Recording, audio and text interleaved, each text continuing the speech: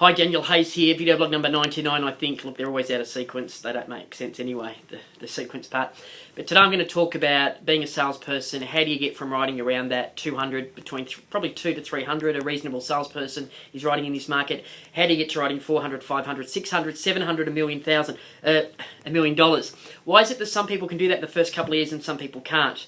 My true reason, my belief of that is that people are terrified of being successful and learn how to embrace failure. I just think that it's very back to front. But I just want to tell you some practical stuff that I'm doing at the moment, and I'm doing this to prove a point, because the problem why this is only my opinion, okay, and I'm just sharing it, so I'm putting it out there. But the reason why people don't grow is simply because of this, is because they think that the vendor wants them. They think they promote themselves. I promote Daniel Hayes, Daniel this, Daniel that. They really think the vendor wants me. They think that if they have me, they can get a higher sale price, or they think that, whatever. The key to success, to true growth, is to actually relinquish, is to let go of control, and to learn that the vendor really doesn't want me. What they want is a great result. And it is how I articulate that at a listing presentation.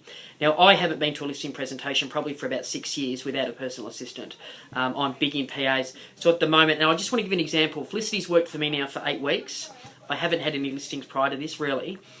We've gone out there again to get some listings. So we've listed about 12 listings, and we've sold 6 of them. Okay, now most of these listings that people wanted me, it was through referral or whatever. Okay, a couple for Felicity. I did majority of the talking, and I involved Felicity. Now, Felicity's been managing these dozen listings. I've not had one phone call from one vendor in 8 weeks. I've had nothing to do with any management of these listings at all. I've worked out my total time invested so far in the 12 listings was probably about 12 hours. Okay, so let's say I work 50 hours a week over 8 weeks. That's 400 hours. Out of 400 hours, I've invested 12 hours into it. Now, half a dozen of those are already sold, okay, which Felicity sold. I helped at times, still within the 20 hours. Commission, 6 8s, 48, so we're brought in about $50,000. Felicity's made a small bonus fee of that, and the business has made the rest. So, not a bad income.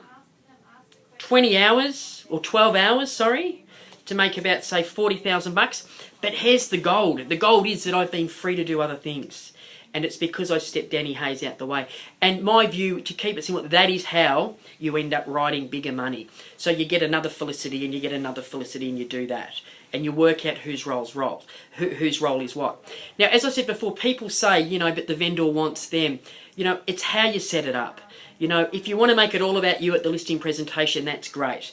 I don't. I try to make it as a team, and I clearly explain what's going on, that Felicity will be doing this, and this, and I'll be in the background watching over her, da-da-da-da-da-da-da.